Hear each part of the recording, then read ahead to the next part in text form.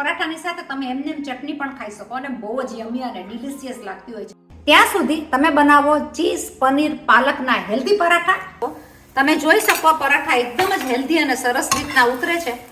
Square પરાઠાની રમત જ કંઈક અલગ હોય. છોકરાઓને અને ઘરનાઓને લાગશે કંઈક નવીન. જરૂર બનાવજો, કારણ કે પાલક પણ આવી જાય, જે આયર્ન અને હિમોગ્લોબિન ને શરીર માટે બહુ જ હેલ્ધી હોય છે. અને ચીઝ અને પનીર સ્ટફિંગ હોય કે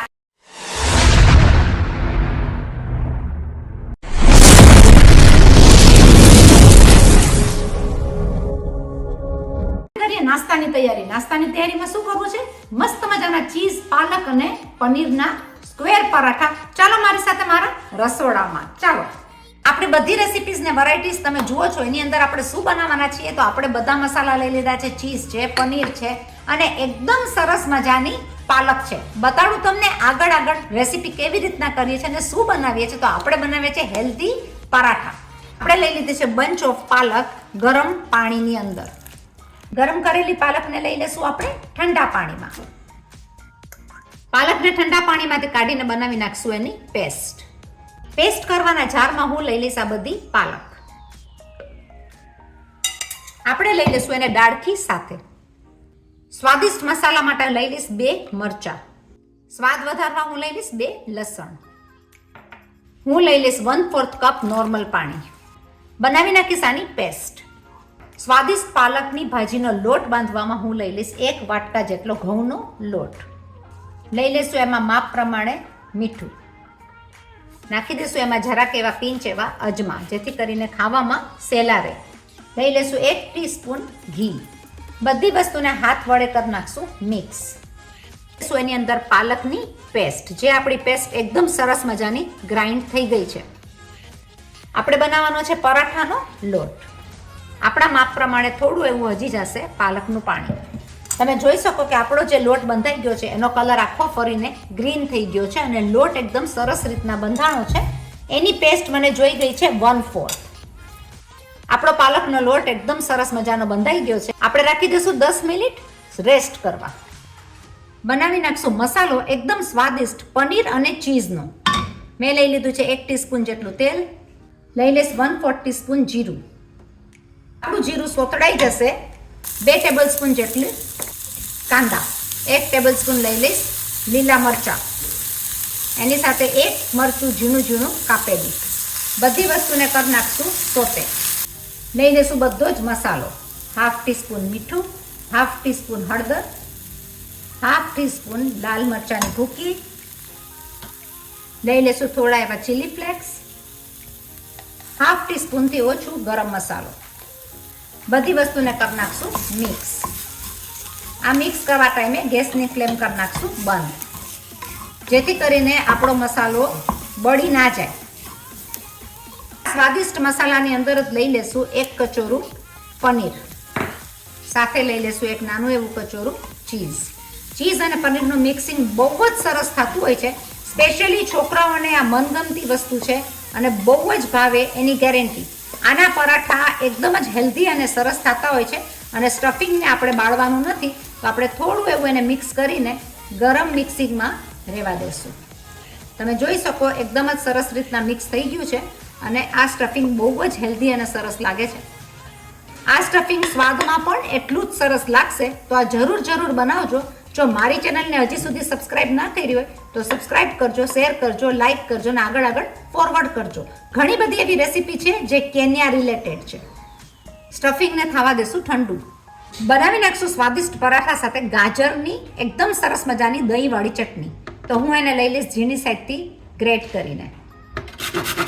કારણ કે જ્યારે નાસ્તાની વાતો થતી હોય ત્યારે સવારની ઝડપ હોય. સવારની ઝડપની અંદર એકદમ સહેલામાં સહેલી સરસ મજાની સ્વાદિષ્ટ ચટણી માટે હું લઈ લઈશ 2 ટેબલસ્પૂન જેટલું દહીં. કરી નાખશું એને એકદમ મિક્સ. 1/4 ટીસ્પૂન ઓફ મીઠું, 1/4 ટીસ્પૂન ઓફ મરચું, 1/4 ટીસ્પૂન ઓફ ખાંડ. કરી નાખશું આ બધી વસ્તુને મિક્સ. અને આપણી આ ગાજરની ચટણી તમે જોઈ જુઓ એકદમ જ સરસ મજાની તૈયાર થઈ ગઈ છે. મિક્સ કરેલી આ ગાજરની ચટણી બહુ જ સ્વાદિષ્ટ લાગતી હોય છે. તમે જોઈ શકો આપણો પરાઠાનો ડો એકદમ જ સરસ રીતના તૈયાર થઈ ગયો છે. આપણે એને ગુંદી લેશું. આપણે એના કરી નાખશું ગોળ ગોળ લોયા. લોયા થઈ ગયા બાદ આપણે બનાવી નાખશું પરાઠા. પરાઠા તો ભાઈ તમે ગમે એ રીતના વણી શકો, રાઉન્ડ પણ લઈ શકો, ત્રિકોણિયા પણ લઈ શકો. આપણે બનાવી નાખશું સ્ક્વેર. સ્ટફિંગ ભર્યા બાદ આપણે એને કરી નાખશું સ્ક્વેરમાં. કરી નાખશું ચારે ખૂણા સરસ રીતના બંધ. આ રીતના સ્ક્વેર ભેગા કર્યા બાદ સ્ક્વેર રીતના વણી નાખશું.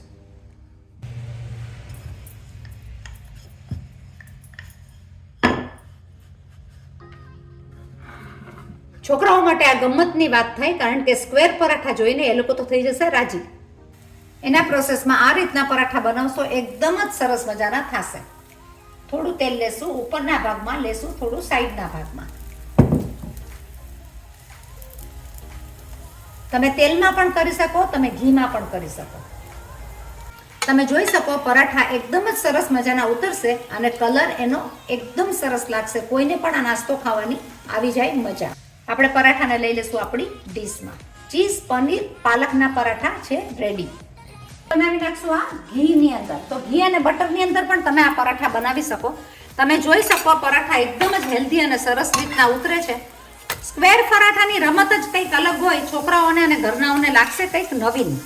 આ પરાઠા જરૂર બનાવજો, કારણ કે પાલક પણ આવી જાય, જે આયર્ન અને હિમોગ્લોબિનને શરીર માટે બહુ જ હેલ્ધી હોય છે. અને ચીઝ અને પનીર સ્ટફિંગ હોય કે આખા દિવસમાં તમને પાછી ભૂખ લાગવાની નામ નહીં લે. એટલે એકદમ જ સરસ પરાઠા થતા હોય છે. આપણા આ પરાઠા ઉતરવા માંડ્યા.